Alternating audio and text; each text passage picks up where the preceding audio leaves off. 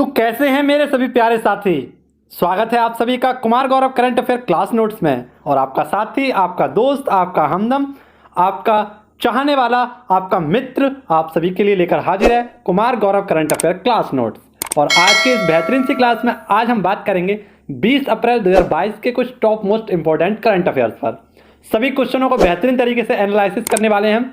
ठीक है मित्रों, आइए देखते हैं आज का हमारा मोटिवेशनल कोड। आज का हमारा मोटिवेशनल कोड है आपके लिए, जिस दिन आपके सामने कोई समस्या ना आए। जी हाँ मित्रों, जिस दिन आपके सामने कोई समस्या ना आए आप सुनिश्चित हो सकते हैं कि आप गलत मार्ग पर चल रहे हैं। क्या बेहतरीन सी बात कही है स्वामी विवेकानंद जी ने। और क्या कहा है कि जिस दिन आपके सामने कोई समस्या ना आए समझ जाना कि आप गलत मार्ग पर चल रहे हैं। क्योंकि गलत मार्ग जो होता है काफ़ी सीधा होता है, लेकिन आप सभी के लिए बहुत खतरनाक होता है।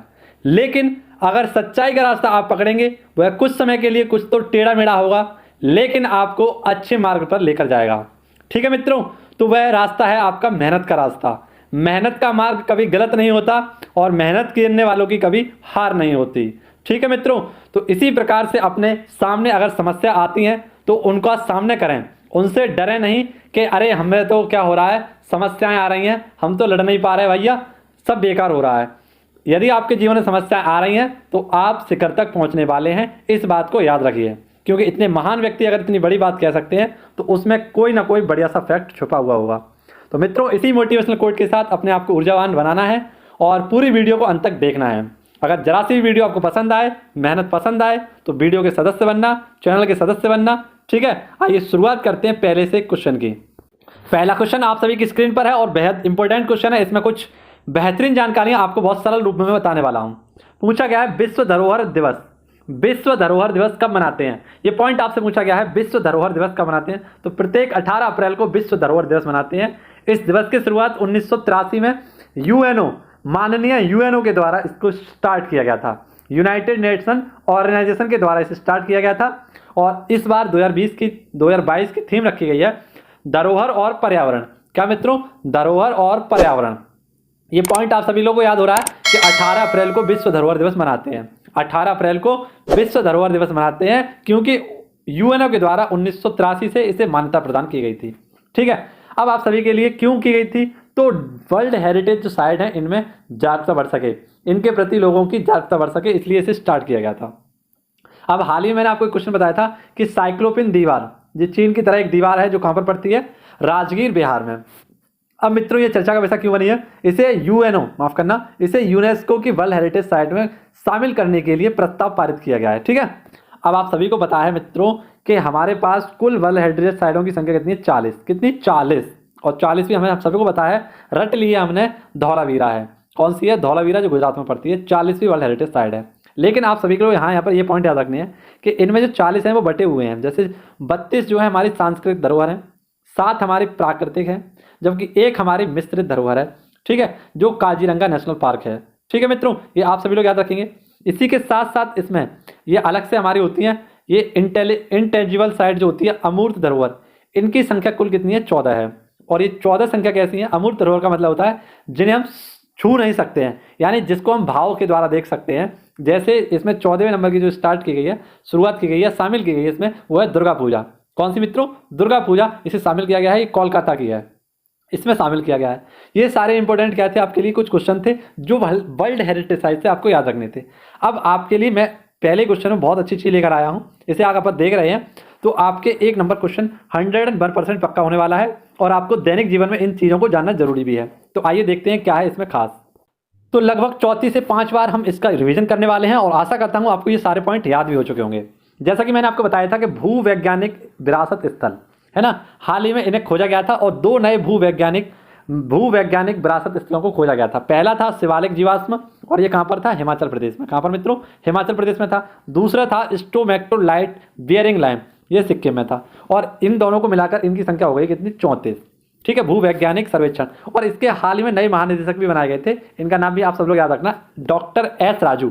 कौन, डॉक्टर एस राजू हाल ही में इसके नए अध्यक्ष बने थे, इसके नए महानिदेशक बने थे। ठीक है, तो भूवैज्ञानिक सर्वेक्षण के द्वारा इसकी रिपोर्ट निकाली जाती है या इसकी खोज की गई थी। ठीक है, अब आपको समय याद रखना है कि 1951 में इसकी स्थापना हुई थी, कोलकाता में इसका हेडक्वार्टर है। एक पॉइंट आपको यहाँ पर याद रखना है, ZSI यानी जूलॉजिकल सर्वे ऑफ इंडिया की पहली महिला अध्यक्ष कौन है, महानिदेशक कौन है? तो ये है धृति बनर्जी। बहुत मोस्ट इंपोर्टेंट क्वेश्चन है, इस पर फुल पत्ती लगा लीजिए आप सभी लोग। धृति बनर्जी कौन है? तो पहली महिला कौन है यहाँ की अध्यक्ष है। अब आप सभी के लिए बेहतरीन से ललन टॉप क्वेश्चन आप सभी की स्क्रीन पर है। यूनेस्को में 40 हेरिटेज साइट है और इनमें 40वीं कौन सी हमारी? धौलावीरा। रामसर साइटों की संख्या कितनी है? 49। कुल अभ्यारण्यों की संख्या है 544। कुल राष्ट्रीय उद्यान कितने? 104, माफ करना 104। कुल अमूर्त धरोहर कितनी है हमारी? 14 और 14वीं कौन सी है? दुर्गा पूजा कोलकाता। कुल टाइगर रिजर्व कितने हैं? तो 53। इसमें 52वां हमारा रामगढ़ विषधारी और 53वां है गुरु घासीदास। ये कहाँ पर है? छत्तीसगढ़ में। तो ये पॉइंट आप सभी के लिए बेहतरीन तरीके से मैंने आपको रिवाइज करवाए हैं और लगभग 5 से 6 बार इन क्वेश्चनों को हम रिवाइज कर भी चुके हैं। ठीक है, तो जब तक आपके जहन में ये घुस नहीं जाएंगे तब तक मैं इसका पाला नहीं छोड़ने वाला हूँ। एक एक पॉइंट आपको याद करा दूंगा, एक भी नंबर आपका गलत नहीं होने दूंगा। ठीक है, आशा करता हूँ आपको हमारी ये वीडियो पसंद आ रही होगी, अच्छी लग रही होगी। मेहनत पसंद आ रही हो तो वीडियो को लाइक करना और दोस्तों के साथ शेयर करना बिल्कुल मत भूलना। चैनल पर नए आए हो तो इसे शेयर कर लेना, बेल आइकन घंटी को दबा देना, जिससे कि आपको लेटेस्ट अपडेट वीडियो नोटिफिकेशन मिलती रहे। ठीक है, और आप सभी को बताया है कि जीके की वीडियो भी मैंने स्टार्ट कर दी है, तो उन जीके की वीडियो को भी आप देखते रहिए और उन्हें अपना प्यार देते रहिए। ठीक है, सभी को जय श्री राधे, राम राम, सभी को बहुत बहुत शुक्रिया। ठीक है मित्रों, जय श्री राधे कहेंगे तो बरसाने में रहेंगे। ठीक है मित्रों, ये पॉइंट आप सभी को याद रखने थे। अगला क्वेश्चन की ओर बढ़ते हैं। अगला क्वेश्चन भी और भी ज़्यादा इंपॉर्टेंट है, इसमें आपके लिए लेकर आया हूँ प्रमुख पोर्टल। क्वेश्चन हमारा ईडर। कौन सा मित्रों? ईडर। हम याद करने के लिए इसे याद रखेंगे, ईडर। ईडर क्या है? आखिरकार ये एक पोर्टल है और कैसा, इसकी फुल फॉर्म देखते हैं तो इलेक्ट्रॉनिक डिजिटल एक्सीडेंट रिपोर्ट है ना। विस्तृत दुर्घटना रिपोर्ट के लिए एक हाल ही में पोर्टल लॉन्च किया गया है, ईडर पोर्टल। किसके द्वारा? तो सड़क से संबंधित है, तो सड़क परिवहन मंत्रालय के द्वारा जारी किया जाएगा। मंत्री कौन है? तो नितिन जयराम गडकरी। कौन है मित्रों? नितिन जयराम गडकरी। गडकरी है, गडकरी नहीं, गडकरी। ठीक है, नितिन जयराम गडकरी। अब इसे लॉन्च क्यों किया गया है मित्रों? तो आप सभी को याद रखना है कि जब दुर्घटना हो जाती है तो उसका मुआवजा बहुत जल्दी नहीं मिल पाता है, काफ़ी समय बाद मिलता है। इसमें क्या हो जाता है, मुआवजा ना मिलने की वजह से सामने वाले की मृत्यु भी हो जाती है ना। और ऐसे ही आर्थिक स्थिति में उसकी स्थिति बहुत ज़्यादा खराब हो जाती है, अच्छा इलाज नहीं करा पाता है। तो उस चक्कर में इस पोर्टल को लॉन्च किया गया है कि तुरंत उसको सहायता राशि प्रदान की जा सके, उसको मुआवजा मिल सके। इसके साथ साथ जो दुर्घटना हो रही है, मान लीजिए किसी चौराहे पर बहुत ज़्यादा बार बार दुर्घटनाएं हो रही हैं, यानी वो दुर्घटनाओं को हॉटस्पॉट बन चुका है, तो ऐसे हॉटस्पॉटों की पहचान की जाएगी और वहाँ के कारण को जांचा जाएगा कि वहाँ पर आखिरकार इतनी घटनाएं क्यों हो रही हैं, और उन घटनाओं को कम करने के लिए इस पोर्टल की यहाँ पर सहायता भी ली जाएगी। ठीक है, इसकी जानकारी यहाँ पर दी जाएगी, यानी लोगों को पहले सुनिश्चित कर दिया जाएगा, बता दिया जाएगा कि यहाँ पर आपको बहुत सावधानी से जाना है, कैसा दुर्घटना क्षेत्र है, बहुत सावधानी के साथ आपको चलना पड़ेगा। तो इसके लिए ईडर नामक पोर्टल लॉन्च किया गया है, जिसकी फुल फॉर्म है डिजिटलाइज्ड एक्सीडेंट रिपोर्ट। ठीक है मित्रों, ये पॉइंट आप सभी लोग याद रखेंगे। आप सभी के लिए अगले क्वेश्चन में हम लेकर आए हैं इसमें प्रमुख पोर्टल। क्या मित्रों? प्रमुख पोर्टल। तो आइए शुरुआत करते हैं इस महायुग की आपके लिए। मित्रों, एक बात कहना चाहूँगा आप सभी से कि जब आपका जो कमेंट आता है ना, तो जब वो लाल वाला चिन्ह आता है स्क्रीन पर, ऐसा लगता है जैसे दिल को छू लिया हो।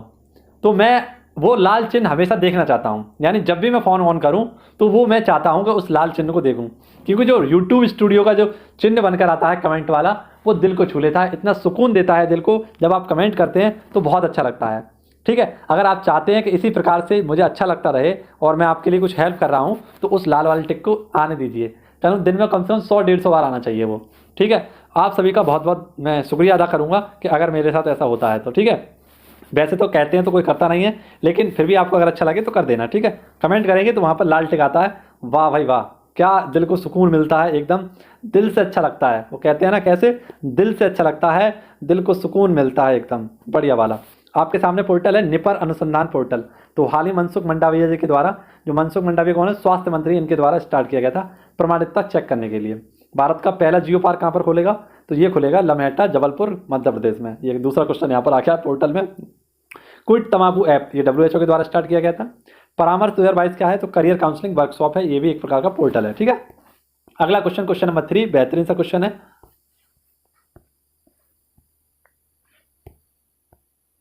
क्या क्वेश्चन आप सभी के सामने? दृष्टिबाधित लोगों के लिए भारत का पहला रेडियो चैनल कहां पर लॉन्च हुआ है? तो कैसे व्यक्तियों के लिए? सबसे पहले जानेंगे दृष्टिबाधित, यानी जो ब्लाइंड व्यक्ति होते हैं, अंधे व्यक्ति जो होते हैं, दृष्टिबाधित जो व्यक्ति होते हैं, ऐसे व्यक्तियों के लिए पहला रेडियो चैनल स्थापित किया गया है। कहां पर? तो नागपुर, महाराष्ट्र में। और नागपुर का जब नाम आता है तो नागपुर किसके लिए फेमस है? संतरों के लिए फेमस है नागपुर। ठीक है, साफ मत लगा देना नाक देखकर कि नाग के लिए फेमस है। नागपुर किसके लिए है? तो संतरे के लिए, नारंगी के लिए फेमस है क्या? आपका नागपुर। नागपुर कहाँ पर पड़ता है? तो महाराष्ट्र में पड़ता है। ठीक है, इसका नाम रखा गया है रेडियो अक्ष। क्या नाम रखा गया है? रेडियो अक्ष। और विश्व रेडियो दिवस कब मनाते हैं? तो 13 फरवरी को हम क्या मनाते हैं? जिस दिन राष्ट्रीय महिला दिवस मनाते हैं उसी दिन विश्व रेडियो दिवस भी मनाते हैं। और रेडियो की खोज किसने की थी? मार्कोनी। किसने की थी? मार्कोनी दैकोनी, मार्कोनी दैकोनी मार्कोनी दैकोनी। तो आपको याद रखना किसने? मार्कोनी। हमारे यहाँ जब कहते हैं ना मार्कोनी, तो मार्कोनी का मतलब है दैकोनी, पीठ में दैकोनी, दैकोनी दैकोनी। तो आपको याद रखना मार्कोनी किसके लिए? मार्कोनी ने रेडियो की खोज की थी। ठीक है, अब आपको याद रखना है विश्व ब्रेललिपि दिवस कब मनाते हैं? 4 जनवरी को। मनी ऐप ये आरबीआई के द्वारा स्टार्ट किया गया था शायद। हाँ, मनी ऐप आरबीआई के द्वारा स्टार्ट किया गया था और रुपयों की पहचान के लिए दृष्टिबाधित लोगों के लिए इसकी शुरुआत की गई थी मनी ऐप की। ठीक है, तो मैंने भी इसे डाउनलोड करके देखा था मनी ऐप को, और जैसे ही इसके सामने कोई भी नोट रखेंगे तुरंत बोल के बता देता है कि इतने रुपये का नोट है, इतने रुपये का नोट है। ठीक है, तो केवल नोटों पर काम करता है ये। अगला जो हमारा आज का लास्ट क्वेश्चन होगा, क्वेश्चन नंबर 10, उसे आप देखिएगा और उसमें आपको कुछ ऐसी चीज जानकारियां बताऊंगा जो बहुत इंपॉर्टेंट रहेंगी आपके लिए। ठीक है, क्वेश्चन नंबर 10 देखना और एक देखना आप क्वेश्चन नंबर 7। ये दोनों क्वेश्चन अगर आप देखते हैं तो आज आपके कुछ क्वेश्चन एकदम पक्के होने वाले हैं। ठीक है, तो क्वेश्चन नंबर 7 को तो आप छोड़ना ही मत बिल्कुल। क्वेश्चन नंबर 7 को आप अगर देखेंगे तो आप बहुत अच्छे रूप से अपनी तैयारी को जारी रख सकते हैं। यहाँ पर कोई कैसी बात नहीं है, केवल आपको क्वेश्चन नंबर 7 देखना है। ठीक है, उसे जानना है, उसे पहचानना है, उसके फैक्टों को जानना है, क्योंकि ये मेरी जिद है, आपको समझाना है। ठीक है, क्वेश्चन नंबर 4 देखते हैं, माइग्रेशन ट्रैकिंग सिस्टम एप्लीकेशन। तो माइग्रेशन ट्रैकिंग सिस्टम एप्लीकेशन हाल में स्टार्ट किया गया है। इसको शॉर्ट फॉर्म में कहते हैं MTS। क्या कहते हैं? MTS। ठीक है, MTS यानी माइग्रेटिंग ट्रैकिंग सिस्टम एप्लीकेशन। मैंने बाद में जोड़ दिया इसलिए ए भी लगा दिए, लेकिन इसकी शॉर्ट फॉर्म क्या है? MTS। महाराष्ट्र सरकार के द्वारा स्टार्ट किया गया है। और कैसा ये है क्या आखिरकार, सबसे पहले ये समझते हैं।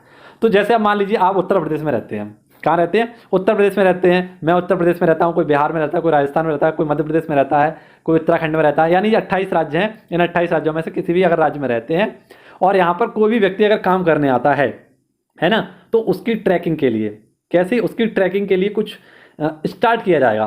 तो इस बेहतरीन सी योजना के लिए सबसे पहले आगे आया है क्या? महाराष्ट्र। और इसने अपने कामगारों के लिए, यानी संवेदनशील जब मौसम रहता है तो यहाँ पर जो प्रवासी भारतीय काम करने आते हैं, प्रवासी कामगार आते हैं, तो उनकी आवाजाही को ट्रैकिंग करेगा। इसके साथ साथ इसके बच्चों के स्वास्थ्य, पोषण और टीकाकरण का भी ध्यान रखा जाएगा।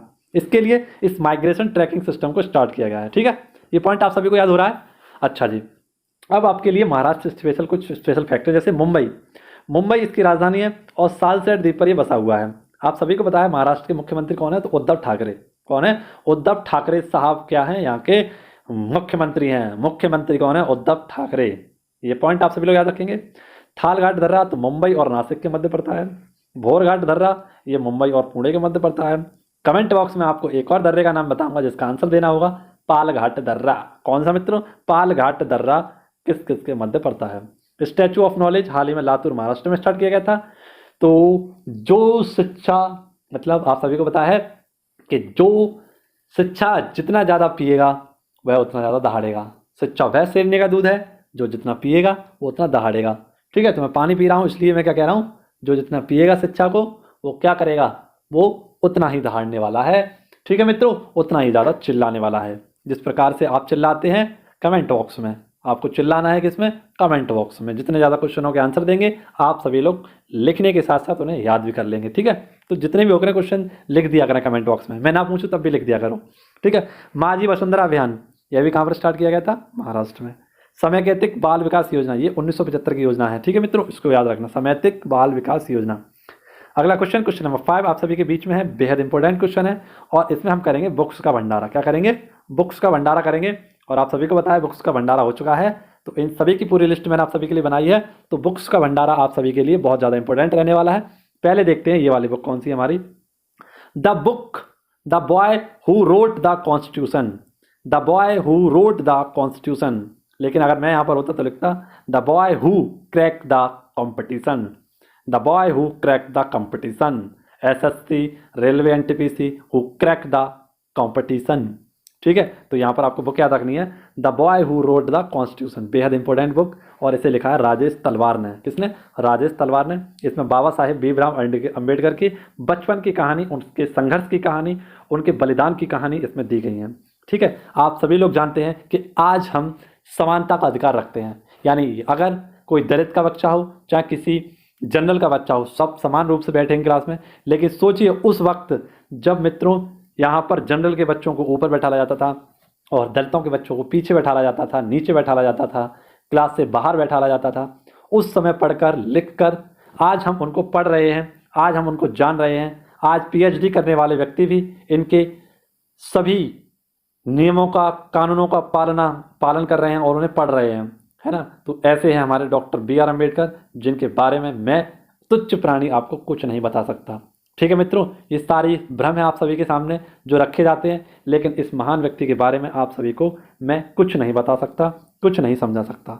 लेकिन फिर भी हमारे कॉम्पिटिटिव एग्जाम की दृष्टि से कुछ पॉइंट इंपॉर्टेंट रहते हैं, उनको मैं आपको समझा सकता हूँ, है ना। अब बुक है आपके सामने, संविधान, संस्कृति और राष्ट्र। तो ये कलराज मिश्र के द्वारा स्टार्ट की गई थी। संविधान दिवस कब मनाते हैं? तो 26 नवंबर को मनाते हैं। इसी दिन विश्व दुग्ध दिवस भी मनाते हैं, राष्ट्रीय दुग्ध दिवस भी मनाते हैं। और ये कब? तो इसके जन्मदाता थे वर्गीज कुरियन।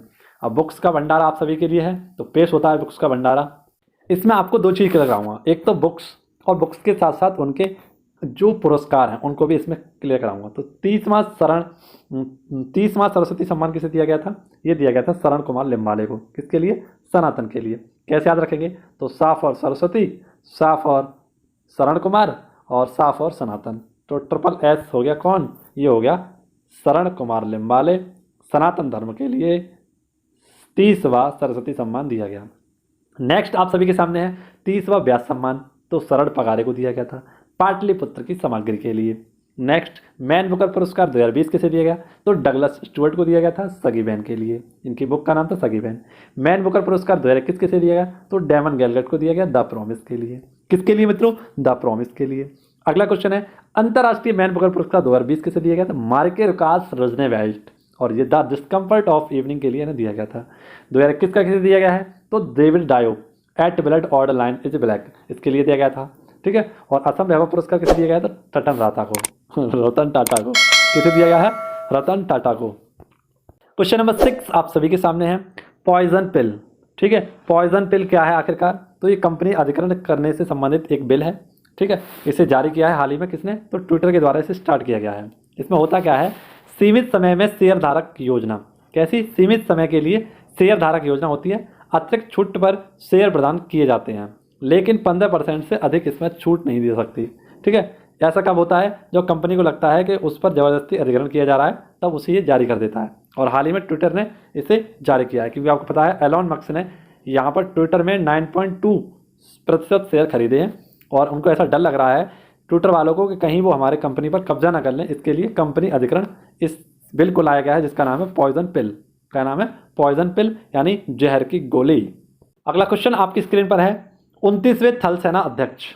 29वें थल सेना प्रमुख कौन है? तो 29वें थल सेना प्रमुख है मनोज पांडे। ये है नहीं, मतलब होने वाले हैं मनोज पांडे। प्रेजेंट टाइम में ये कौन है मनोज पांडे? तो उप थल सेना अध्यक्ष हैं। कौन है? उप थल सेना अध्यक्ष हैं। ठीक है मित्रों, ये किसका स्थान लेंगे? तो मनोज मुकुंद नरवणे। और मनोज मुकुंद नरवणे प्रेजेंट टाइम में कौन है? तो सेकंड CDS हैं। पहले कौन थे? बिपिन रावत, लेकिन बिपिन रावत का स्थान किन्होंने ग्रहण कर लिया? मनोज मुकुंद नरवणे ने। अब मनोज मुकुंद नरवणे का स्थान कौन ग्रहण करेंगे?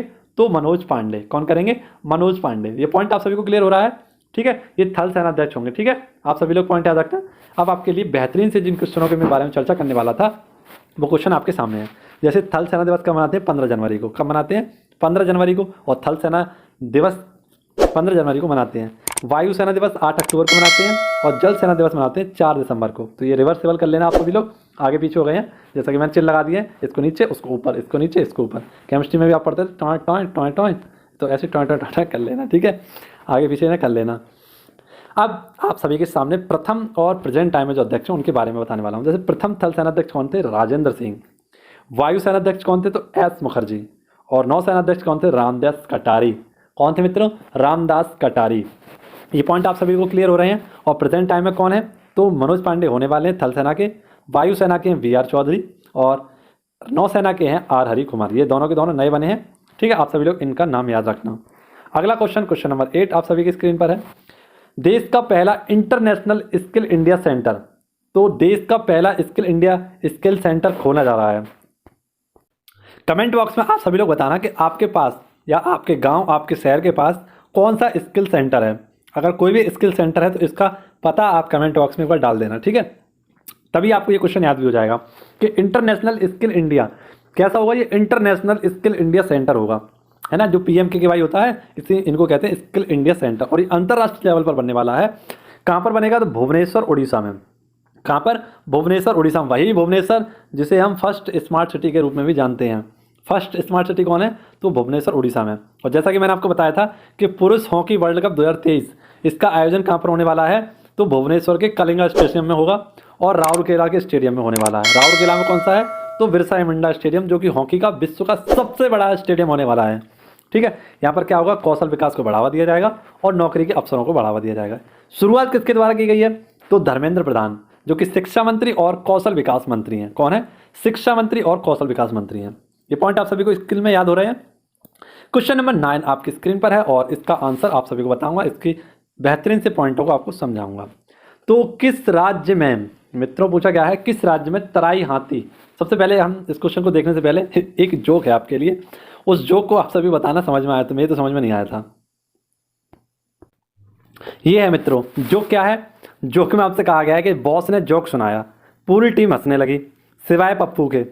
पप्पू से पूछा बॉस ने पूछा तुम्हें मेरा जोक समझ में नहीं आया क्या? पप्पू बोला सर। क्या बोला? सर। तो अगर आपके बीच में ये जोक समझ में आया हो तो मुझे कमेंट बॉक्स में बता देना। वैसे कम्युनिटी में मैंने इसको डाल दिया है, जिस किसी को समझ में आए तो मुझे समझाने की कोशिश करें, ठीक है। मैं दुनिया को समझा रहा हूँ अभी, लेकिन ये छोटा सा जोक समझ में नहीं आ रहा, पता नहीं इसमें क्या छुपा हुआ है। हंसी नाम की चीज़ ही नहीं आ रही, ठीक है। तो ये आप सभी लोग पॉइंट क्लियर करना मेरा, ठीक है। मैं आपके पॉइंट क्लियर कर रहा हूँ, आप मेरे पॉइंट क्लियर करो। कहाँ थे हम? हाँ, क्वेश्चन नंबर 9 पर। किस राज्य ने तराई हाथी रिजर्व को सैद्धांतिक मंजूरी दी है? तो हाल ही में लखीमपुर खीरी, ठीक है, लखीमपुर खीरी और यहाँ पर 2 क्षेत्र हैं, इनको संवैधानिक मंजूरी दी गई है या सैद्धांतिक मंजूरी दी है तराई हाथी रिजर्व के लिए। एक स्थान है दुधवा और एक है पीलीभीत नेशनल टाइगर, ठीक है। किसके द्वारा? तो पर्यावरण, जल और जलवायु मंत्रालय हैं, इसके मंत्री भूपेंद्र यादव, इसके द्वारा इन्हें स्टार्ट किया गया है, ठीक है। वर्ल्ड एलिफेंट डे कब मनाते हैं? तो 12 अगस्त को मनाते हैं, ठीक है। वन्य जीव प्रोजेक्ट टाइगर कब आया था? तो 1973 को आया था, जबकि प्रोजेक्ट हाथी कब आया था? तो ये आया था 1992 में। कब? 1992 में, ठीक है। अगला क्वेश्चन आपकी स्क्रीन पर है, क्वेश्चन नंबर 10। और क्या पूछा गया है क्वेश्चन नंबर 10 में, बताते हैं आपको, बेहद इंपॉर्टेंट क्वेश्चन है। यूक्रेन ने अमेरिका से रूस को आतंकवाद के राज्य प्रायोजक के रूप में नामित करने का अनुरोध किया है और इस सूची में इसे डालने की बात कही है। तो आप सभी को याद रखना है कि यूक्रेन के द्वारा अमेरिका से कहा गया है कि रूस को क्या करे, एक लिस्ट है जिसको कहते हैं आतंकवाद के राज्य प्रायोजक लिस्ट। इसमें ऐसे देशों को शामिल किया जाता है जो क्या करते हैं, मानव को हानि पहुंचाते हैं, है ना, आतंकवादी को बढ़ावा देते हैं। ऐसे क्षेत्रों में 4 देशों को शामिल किया गया है और रूस भाई साहब ने क्या कहा है, अमेरिका से कहा है, रूस ने नहीं, यूक्रेन ने कहा है अमेरिका से कि भाई साहब, माई बाप, ऐसा करिए, रूस को इस संगठन में डाल दीजिए या इस सूची में डाल दीजिए। इससे क्या होगा, इस पर कई प्रकार के जो प्रतिबंध हैं वो लग जाएंगे, है ना। तो इसीलिए इसको स्टार्ट किया गया है। इसने कहा है कि इन्हें इसमें डाल दीजिए। अब यहाँ पर आपको पता है कि यूक्रेन को फंसाने वाला कौन था? नाटो, ठीक है। अब अमेरिका को फंसाने वाला कौन बनने वाला है? तो यूक्रेन, यानी आमने सामने की लड़ाई कराना चाहता है रूस से। कौन? रूस से आमने सामने की लड़ाई कराना चाहता है यूक्रेन, किसकी? अमेरिका से। और इसीलिए क्या कह रहा है कि उसे आतंकवाद के रूप में एक प्रायोजक लिस्ट है, इसमें डाल दीजिए, है ना। और इसमें जैसे डालेंगे तो आमने सामने की लड़ाई हुई किनमें? रूस में और अमेरिका में। और जैसे ही इनमें आमने सामने की लड़ाई हुई, मजे किसके आ जाएंगे? यूक्रेन का। इसका बदला पूरा हो जाएगा। अब ये 4 देश कौन कौन से हैं? तो सीरिया, इसकी राजधानी दमिश्क है। ईरान, इसकी राजधानी तेहरान है। उत्तर कोरिया, इसकी राजधानी प्योंगयांग है। क्यूबा, इसकी राजधानी हवाना है, ठीक है। इसे 12 जनवरी 2021 को पुनः से, यानी सेकंड टाइम इसे क्या किया गया था, यहाँ पर इसमें डाल दिया गया था, इस लिस्ट में। अब आपको पता है रूस पर कई प्रकार के प्रतिबंध लगे हैं और आप सभी लोग उन प्रतिबंधों को भूल भी गए होंगे। तो मित्रों आइए शुरुआत करते हैं आप सभी के लिए। रूस पर लगे कुछ प्रतिबंध हैं आपके लिए, जैसे यहाँ पर व्लादिमीर पुतिन, जो यहाँ के प्रधानमंत्री हैं, व्लादिमीर पुतिन, है ना। यहाँ पर क्या कर दिया, इन्हें इंटरनेशनल जूडो फेडरेशन की जो मानद अध्यक्ष की उपाधि थी इसे वापस ले लिया गया या इन्हें इस पद से हटा दिया गया। फीफा ने इसे विश्व कप से बाहर कर दिया है। रूस यूक्रेन इनके बीच एक रशियन ग्रैंड प्रिक्स होने वाली थी, ये स्थगित कर दी गई। ओलंपिक इंटरनेशनल कमेटी के द्वारा रूस और बेलारूस को अलग कर दिया, और अमेरिका ने बेलारूस से अपने दूतावास को भी बंद कर दिया, और इसे स्विफ्ट पॉलिसी से भी बाहर कर दिया गया था रूस को। तो ये कुछ प्रकार के प्रतिबंध थे जो रूस पर लगे थे। इन प्रतिबंधों को एक बार पुनः से हमने रिवाइज कराया है। देखते हैं आज का हमारा क्वेश्चन क्या। आज का जो हमारा सवाल है इसका आंसर आपको कमेंट बॉक्स में देना होगा। बेहद इंपॉर्टेंट क्वेश्चन है। किस संस्था ने स्टेट ऑफ पॉपुलेशन 2022 रिपोर्ट जारी की है? ठीक है, ये संयुक्त राष्ट्र महासभा ने, इसी के साथ संयुक्त राष्ट्र विकास कार्यक्रम ने, अंतर्राष्ट्रीय विज्ञान संस्थान ने, या संयुक्त राष्ट्र संघ जनसंख्या कोष के द्वारा कौन सी रिपोर्ट जारी की गई है? ठीक है, ये आपको बताना है। State of world population report किसके द्वारा जारी की गई है? ये सारे के सारे फैक्ट अगर आपको समझ में आए हों, अच्छे लगे हों, मुझे लगा हो आप सभी को कि ये क्या होता है, आप सभी को पसंद आए हों, आप सभी को हेल्पफुल लगे हों, तो मित्रों आप सभी से कहना है कि आप जल्द से जल्द इस चैनल के सदस्य बन जाइए। ठीक है, इसी के साथ आप सभी को कोई भी क्वेश्चन पूछना हो, कोई भी डाउट हो, आप सभी का कोई भी एडवाइस देनी हो, मुझे कोई भी जानकारी लेनी हो मुझसे, तो कमेंट बॉक्स में अपना मैसेज छोड़ देना, उसका आंसर आपको तुरंत हैंड टू हैंड मिलने वाला है। ठीक है मित्रों, इसी के साथ आपसे विदा चाहेंगे, आप सभी से अलविदा लेना चाहेंगे। अलविदा नहीं, विदा लेना चाहेंगे, अलविदा तो नहीं लेंगे अभी तो उसमें टाइम है, अभी तो शादी भी ना हुई है। ठीक है, धन्यवाद। जय हिंद, जय भारत, वंदे मातरम, भारत माता की जय।